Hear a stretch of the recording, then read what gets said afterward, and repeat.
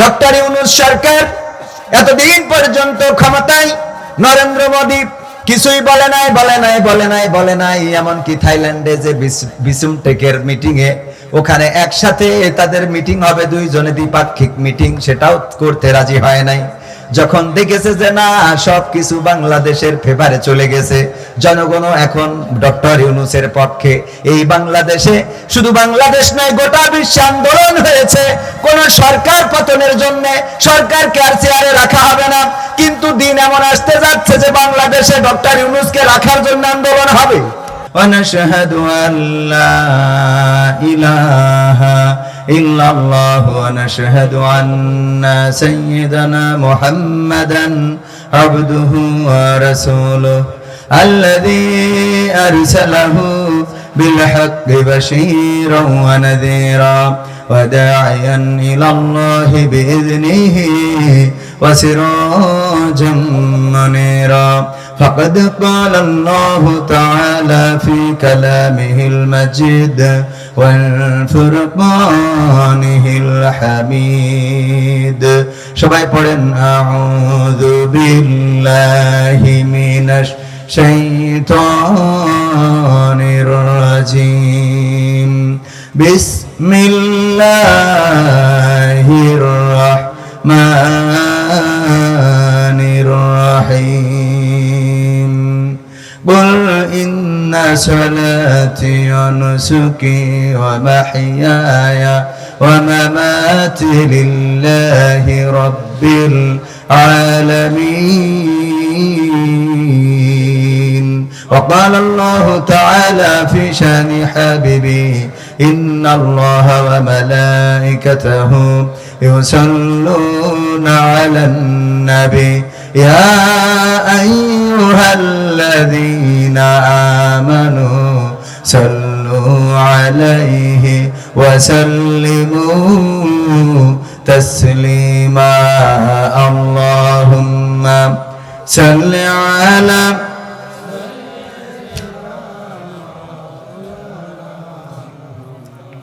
وعلى آل سيدنا নবীর নামে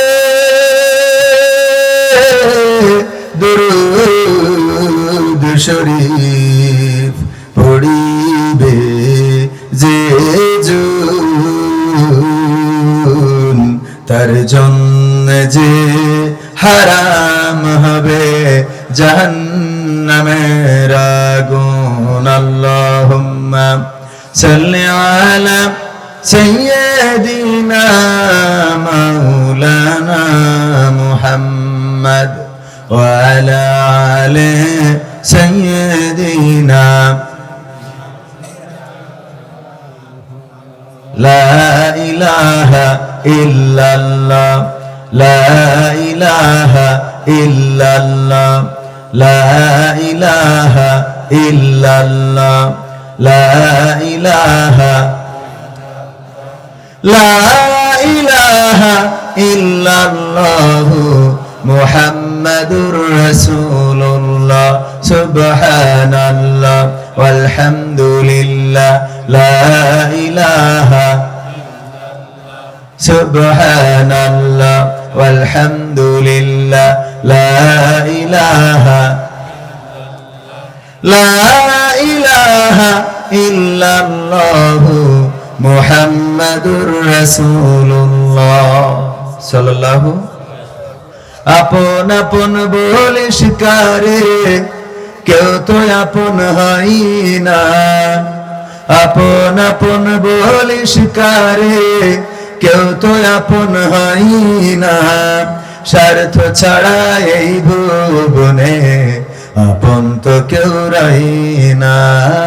স্বার্থ ছাড়া এই ভুবনে আপন তো কেউ রয় না।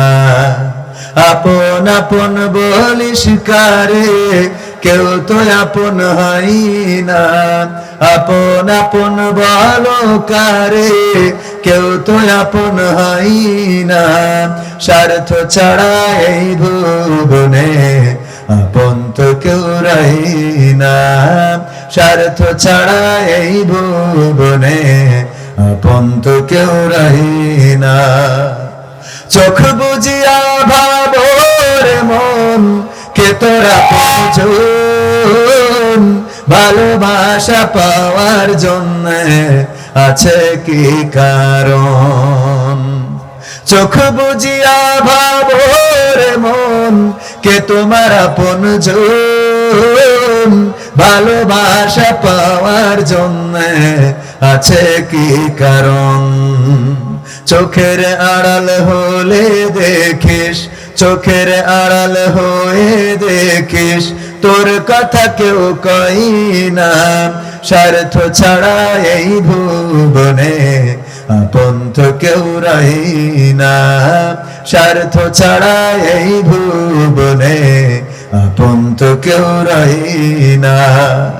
কার জন্যে এই ভালোবাসা, টাকা ঘর বাড়ি, মরার পরে কবরেতে রাখবে তাড়াতাড়ি। কার জন্যে এই ভালোবাসা, টাকা ঘর বাড়ি, মরার পরে কবরেতে রাখবে তাড়াতাড়ি। বিনা লাভে বন্ধুরে কেউ, বিনা লাভে বন্ধুরে কেউ তুলার বোঝাও বই না, স্বার্থ ছাড়া এই ভুবনে আপন তো কেউ রই না, স্বার্থ ছাড়া এই ভুবনে আপন তো কেউ রই না।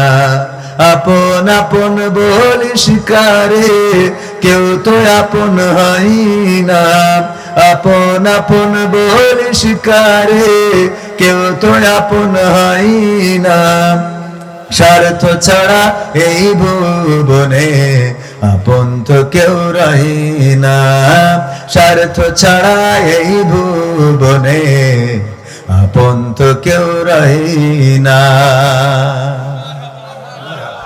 ঠিক বললাম না বেঠিক বললাম? স্বার্থ ছাড়া কোন মানুষ কোন মানুষের আপন না, স্বার্থ ছাড়া সন্তান মাকে খেদমত করতে চায় না, স্বার্থ ছাড়া মাও সন্তানকে দেখতে চায় না। কোন না কোন স্বার্থ সন্তান এবং মায়ের সাথে, স্বামী স্ত্রীর সাথে, ভাই বোনের সাথে, পৃথিবীর মানুষের সাথে, একে অপরের সাথে, এমনকি নরেন্দ্র মোদীর সাথে আর শেখ হাসিনার সাথেও স্বার্থ জড়িত আছে না নাই? স্বার্থ যতদিন ছিল ততদিন পর্যন্ত শেখ হাসিনার পক্ষে বলেছে। আজকে ডক্টর ইউনূসের সাথে মিটিং হয়েছে, একটা বারের জন্যও আমাদের মোদী সরকার বলে নাই যে শেখ হাসিনারে ফিরায়ে আবার সেই চেয়ারটাই বসাই দাও বলেছে নাকি? বরং আমাদের সরকার বলেছে শেখ হাসিনার ফিরাই দিতে হবে, ঠিক না? আমাদের সরকার দাবি করেছে, ডক্টর ইউনূস বলেছে যে শেখ হাসিনাকে আমাদের টাকা না দিয়ে কোনে যাচ্ছে। আবার আসছেন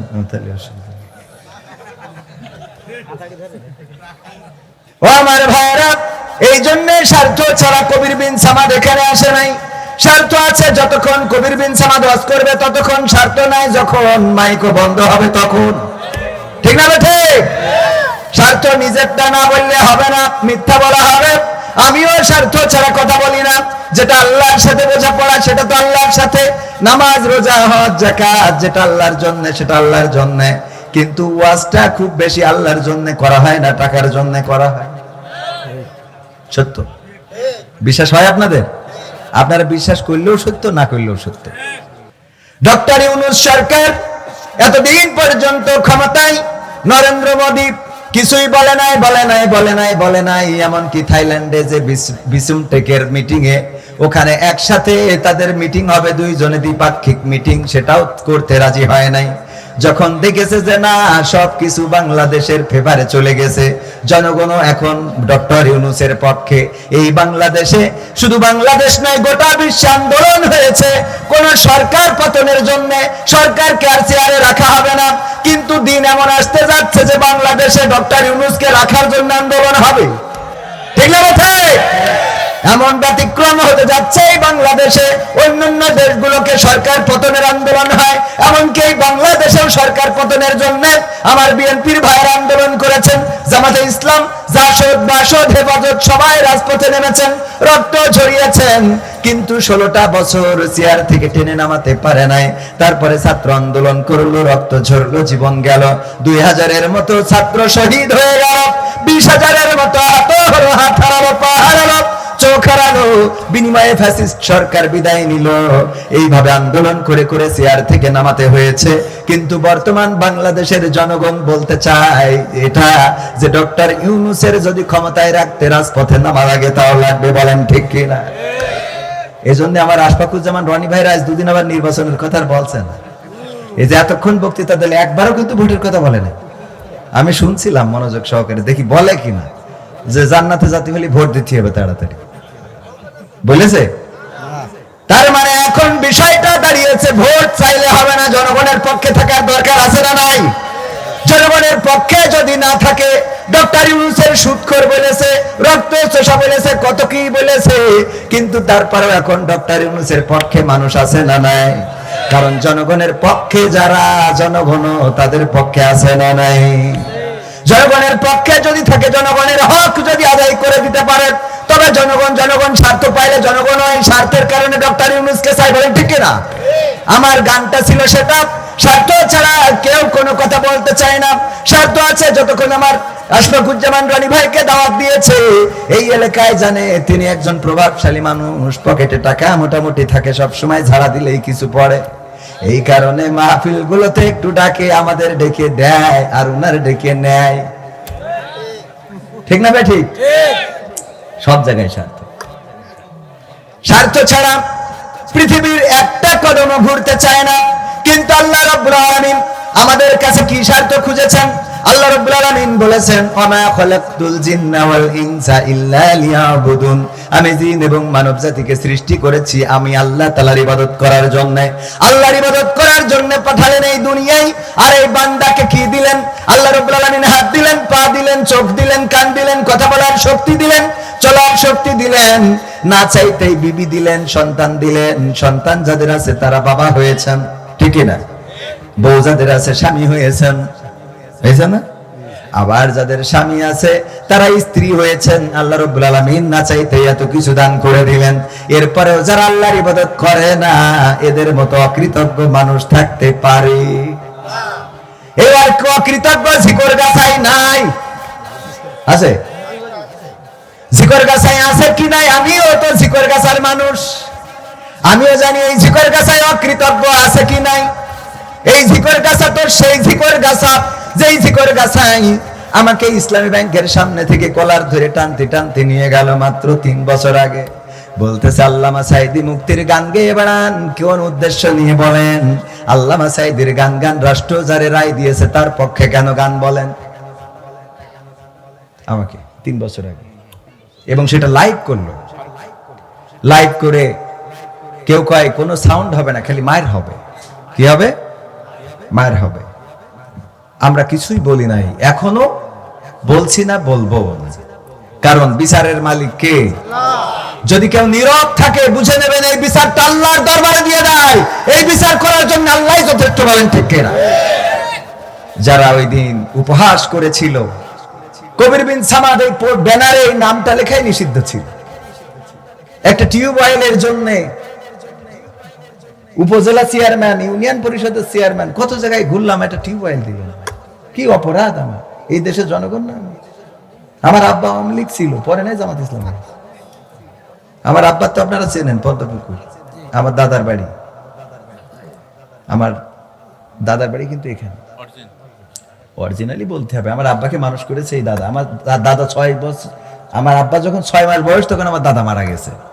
তো গেলে আমার দাদি, মানে প্রথম সন্তান 6 মাস বয়স, তার মানে আমার দাদির অবস্থা কি? সেই সময় যে দায়িত্বটা নিয়েছিলেন এই পদ্মপুকুরের সন্তান, ইজ্জত ধনী। পরবর্তীতে আমার এই দাদাইকেই দাদা হিসাবে চিনছি, আব্বা এই দাদাকেই আব্বাই জানতো, এবং সেইভাবে মানুষ করেছেন। এখানে কয়েকবার আমরা ছোটবেলায় আব্বা আসলে এদিকে নিয়ে আসতো বাইসাইকেলে করে, আলহামদুলিল্লাহ। যাই হোক, তো সব মিলাই এই ঝিকর গাছের সন্তান আমি, আমার নামটা ব্যানারে থাকলে সেই ব্যানারটা চেঞ্জ করা লাগতো, স্টেজে ওঠা তো দূরের কথা।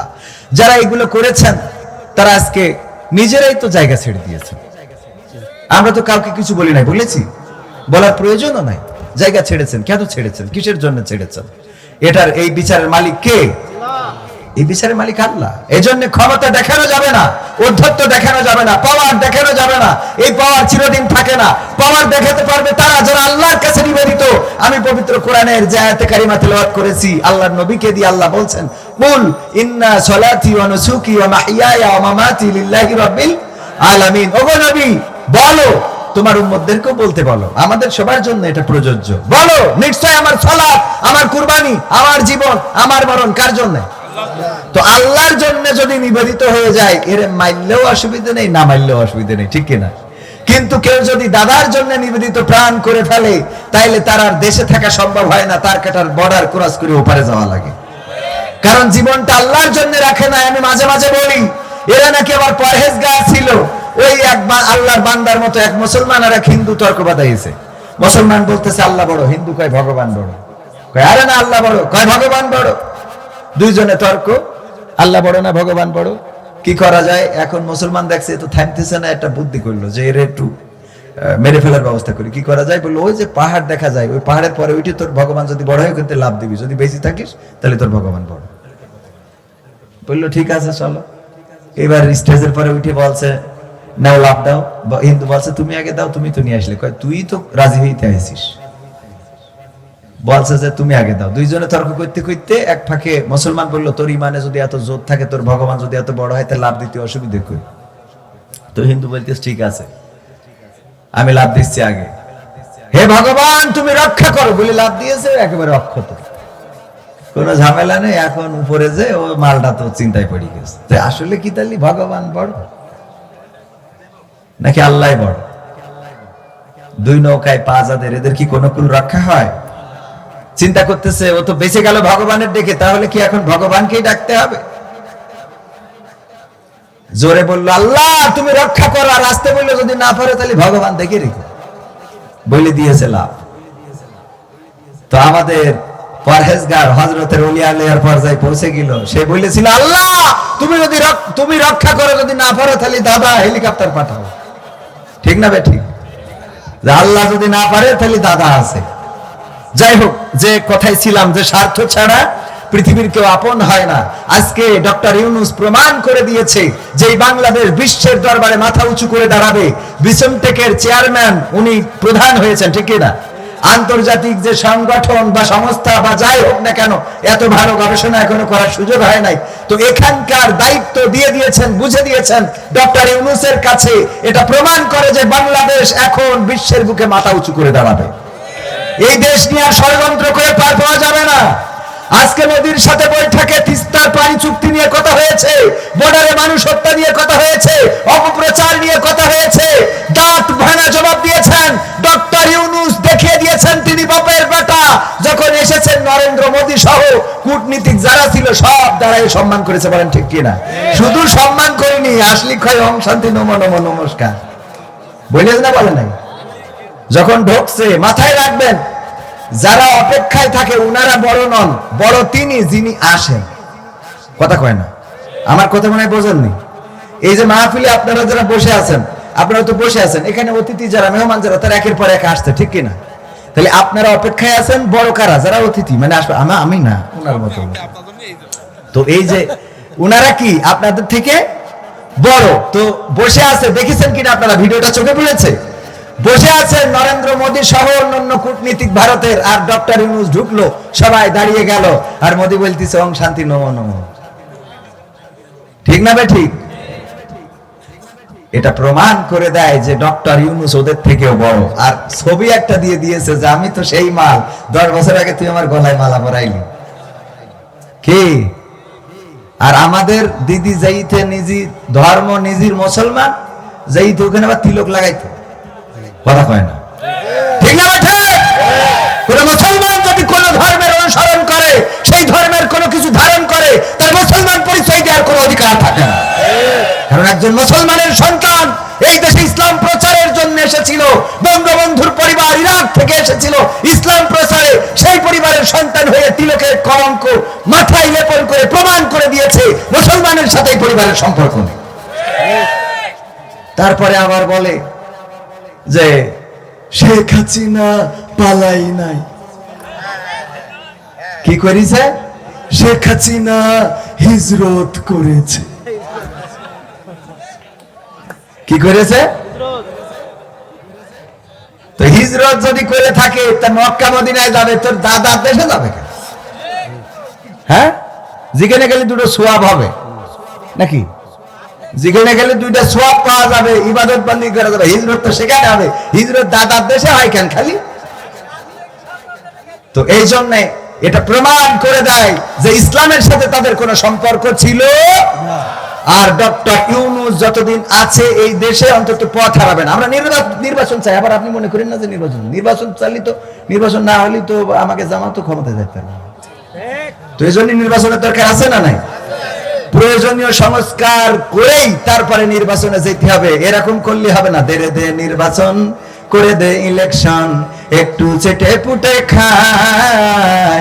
দেশটা মোদের নামে দলিল করতে চাই, আমরা দেশটা মোদের নামে দলিল করতে চাই। এই চাইলে কি হবে? চেটে পুটে খাওয়ার জন্য নির্বাচন হবে না। এবার নির্বাচন জনগণ দায় দেবে। এই দেশের জন্য যারা জীবন বাজি রাখতে পারে, এই দেশের জন্য যারা রাজপথে দাঁড়াতে পারে, এই দেশের জন্য যারা ফাঁসির কাঠে ঝুলতে পারে, এই দেশের জন্য যারা রক্ত ঝরাতে পারে, তাদেরকে রাষ্ট্রের ক্ষমতায় আনা হবে। বলেন ঠিক কিনা? এরপর আরেকটা স্লোগান উঠেছে, বলবো বলে নিয়ে আলোচনা যায়। সেটা হলো এখন বলতে চাচ্ছে সব দল দেখা শেষ, দাড়ি টুপির বাংলাদেশ। এই জন্য ভাই জানো দাড়ি রেখেছে, আলহামদুলিল্লাহ। রাখলে কাজে লাগবে। টুপু আছে ভাই। এখন ইসলামের কথা যেভাবে বলে আমার তো মনে আছে জিগর গাছে আমাদের আর দাওয়াত হবে না। কারণ ভাই বুঝতে পেরেছে যে সব দল দেখা শেষ, কথা কয় না, দাড়ি টুপির বাংলাদেশ। দাড়ি টুপির হাতে দিয়ে দেখতে চাই যে কি ছাদ। আমরা ইংরেজদের শাসন দেখেছি, প্রায় 200 বছর তারা শাসন করেছে, আমাদের উপরে জুলুম করেছে, নির্যাতন করেছে, নিষ্পেষণ করেছে। তারপরে আমরা পাকিস্তান দেখেছি, আমাদের পাকিস্তানরা 23টা বছর আমাদের উপরে জুলুম করেছে, নির্যাতন করেছে, ধর্ষণ করেছে, গণধর্ষণ করেছে, হত্যা করেছে, লুটতরাজ করেছে, আমাদের উপরে যা মনে চাই তাই করেছে। তারা শান্তি দিতে পারে নাই। এরপরে আমরা 71 দেখলাম, 71 পরবর্তী আজ স্বাধীনতার 53 বছর পার হয়ে গেল। আমরা স্বাধীনতা পরবর্তী, কেউ বলেছে নতুন বাংলা গড়বে, কেউ বলেছে সবুজ বাংলা গড়বে, কেউ বলেছে আলোকিত বাংলা গড়বে, কেউ বলেছে সোনার বাংলা গড়বে, কেউ বলেছে ডিজিটাল বাংলা গড়বে। আর আমার ওবায়দুল কাদের কাকা স্মার্ট বাংলা গড়তে যে স্টেজই ভেঙে ফেলেছে। ঠিক না বে ঠিক? এত কিছু গড়তে চেয়ে যেহেতু পারে নাই, সুতরাং আমাদের বক্তব্য হলো আর সোনার বাংলা, নতুন বাংলা, সবুজ বাংলা, সোনালী বাংলা, রূপালী বাংলা, দীপালী বাংলা, পূবালী বাংলা, ডিজিটাল বাংলা, স্মার্ট বাংলা এইগুলো দেখার ইচ্ছা নাই। আমরা আগামীতে দেখতে চাই আল কোরআনের বাংলা দেখতে চাই। বলেন ঠিক কিনা? আল কোরআনের বাংলা দিয়ে দেখতে চাই যে আসলে কি হতে পারে। এইবার একটা প্রমাণ যদি আপনাদের দিই, ধর্ষণ বেড়ে গিয়েছিল মাঝখানে। এত ধর্ষণ, ঘরে ধর্ষণ, মানে এ যেন ওই যে ফেরাউনের সময় একবার ব্যাঙের গজব আসতো, একবার পানির গজব আসতো, একবার শুকনো খরা, এক এক রকম গজব আসতো না। ডক্টর ইউনূস ক্ষমতা নেওয়ার পরে যেন ওরকম শুরু হলো। একবার ভ্যানওয়ালা, রিক্সাওয়ালা, একবার আনসারওয়ালা, একবার পুলিশওয়ালা, সব রাজপথে শাহবাগে যার দরকার। ফকিররাও যে না জানি কবে দাঁড়ায় পড়ে যে আমাদের ভিক্ষে 2 টাকার নোট চলবে না। তো এখন এইভাবে এক একজন এক এক আন্দোলন করতে করতে করতে করতে চিন্তায় বেড়ে গেল, চুরি বেড়ে গেল। ঠিক কিনা? চুরি চিন্তায় বেড়েছে না? এরপরে ধর্ষণ, যেখানে সেখানে বাচ্চা শিশু ধর্ষণ, গণধর্ষণ, এমনকি তাকে হত্যা। আর্মির সম্মিলিত সামরিক হাসপাতালে নিয়ে যেয়ে পর্যন্ত এই বাচ্চাটা মেরে ফেলা হলো, মরে গেল। আমি জানি না যে মারা হলো না, কারণ একটা ষড়যন্ত্র চলছিল। বলেন ঠিক কিনা? তো এরপরে বামেরা আবার দাঁড়ায় গেল রাজপথে। কোথায়? শাহবাগে। বামেরা কি দাবি করলো? যে ধর্ষণের শাস্তি হতে হবে মৃত্যুদণ্ড। বামেরা, যারা আল্লাহতে বিশ্বাস করে না, কোরআন বিশ্বাস করে না, তারা কি শাস্তি চেয়েছে? কারা চেয়েছে? তো বামেদের বোঝা উচিত আমার আল্লাহ 1400 বছর আগে এই ধর্ষণের শাস্তি কি দিয়ে দিয়েছে? কোরআনে কয় কোরআন মৃত্যুদণ্ড। আল্লাহ দেওয়া শাস্তি কি? বামেরাও চাই কি? আর ডানিরা তো মৃত্যুদণ্ড, এ তো চাওয়ার দরকার নেই, এটা তো অলরেডি খাতা কলমে আছে। ঠিক না? তো তার মানে ধর্ষণের শাস্তি যেহেতু মৃত্যুদণ্ড চাও, সুতরাং বেশি কিছু দরকার নেই, কোরআনটা সংসদে বসাই দাও। যদি দুর্নীতিমুক্ত না হয় তাহলে আমরা হুজুরা এই দেশ ছেড়ে পাকিস্তানে যাবো। কথা কয় না, ঠিক না বে ঠিক? একটা ধর্ষণের শাস্তি যদি কোরআন দিয়ে দেখিয়ে দেওয়া হতো, চুরির শাস্তি যদি হাত কেটে দেওয়া হতো, ছিনতাইকারীর শাস্তি যদি এক পাশের পা অপর পাশের হাত কাটা হতো, যদি কেউ হত্যা করে তার শাস্তি যদি কতল করা হতো, গলা থেকে মাথা আলাদা করে দেওয়া হতো, তাহলে এত খুন খারাপি এই জমিনে হতো। এগুলো বাড়ার পিছনেও কারণ ছিল। কারণ বলবো, কারণটা বলি। কারণ হলো একবার এক কাফন চোরা মারা যাওয়ার সময় সন্তানদের ডেকে বলছে, শোনো, আমি মারা যাওয়ার পরে তোমরা এমন কিছু করবা যাতে অন্তত আমাকে মানুষ ভালো বলে। আমাকে কি বলে? তো ওই সন্তানরা ওরাও কাফন চুরি করে, মানুষ বলে যে এর আব্বাও কাফন চুরি করতো, এও কাফন চুরি করে, এর তো কেউ ভালো, আব্বার তো কেউ ভালো কয় না। সবাই বাপেরে খারাপ বলে যে ওর বাবা ছিল কাফন চোর, সন্তানও হয়েছে কাফন চোর। সন্তানরা চিন্তা করলে এর থেকে নামাজি হয়ে যায়, রোজাদার হয়ে যায়, আল্লাহওয়ালা হয়ে যায়। আল্লাহওয়ালা হয়েছে, মসজিদে গেলি কয় মসজিদে এসেছে, তাতে কি হবে? ওর বাপ ছিল কাফন চোর। তো চিন্তা করলে এতেও তো কাজ হবে না, তাহলে কি করা যায়? আমরা মসজিদে সবার খাবার দেব, যারা নামাজ পড়বে তাদের খাবার দেব। খাবার দেয়, ছোট ছোট যারা আছে ওদের বাইসাইকেল কিনে দেয়। কয় এই বাইসাইকেল কে দিয়েছে? তা ওই যে কাফন চোরা ছেলেরা দিয়েছে। তাহলে ভালো কাজ করেও কি বাবারে ভালো বলতেছে? কারে খারাপ বলতেছে?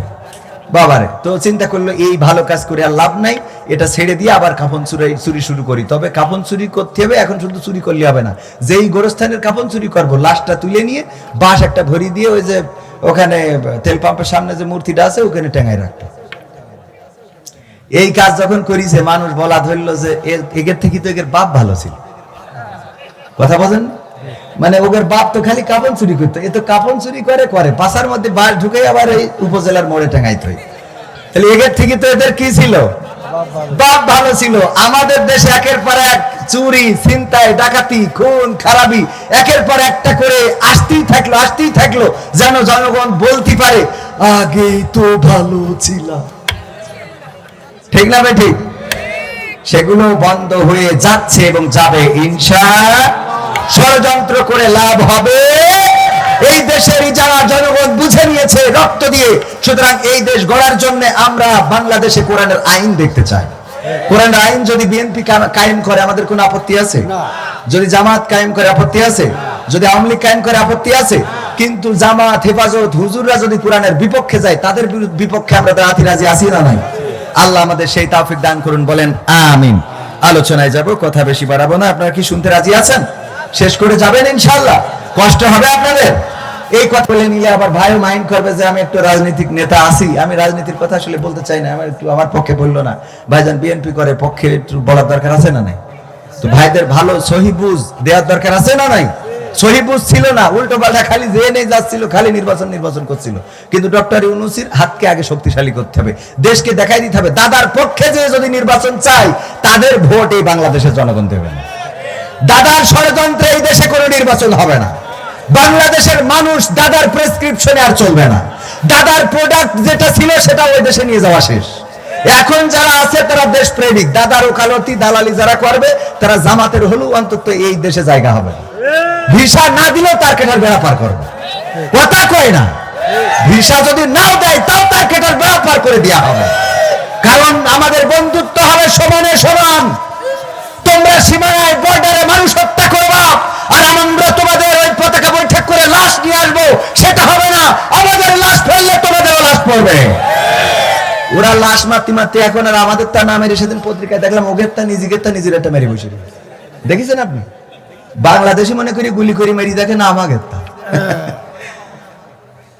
কারণ এখন তো বাংলাদেশিরা বুঝে গেছে আর দরকার নেই। দাদা আমাদের সরকার যেহেতু সব দ্রব্য মূল্যের দাম কম রেখেছে, রোজার মাসে কি কারেন্ট গেছে? সাহের সময় কারেন্ট পাইছেন না? ইফতারিতে পাইছেন কিনা? আলহামদুলিল্লাহ, দেশ এভাবে এগিয়ে যাবে, এগিয়ে যেতে হবে। যেখানে অন্যায় সেখানে প্রতিবাদ প্রতিরোধ আমাদেরই করতে হবে। এই দেশ আমাদের করতে হবে, আর চুপ থাকা যাবে না।